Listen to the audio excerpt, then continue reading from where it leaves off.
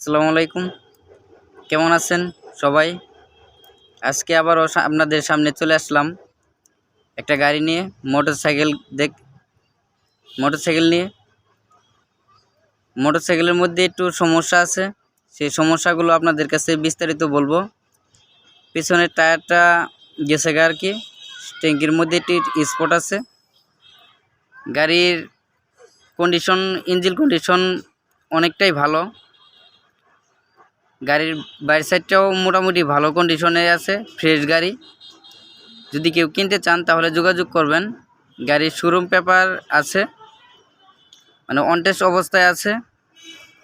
শোরুমের যত ধরনের কাগজপাতি আছে সব কিছুই আছে আর কি।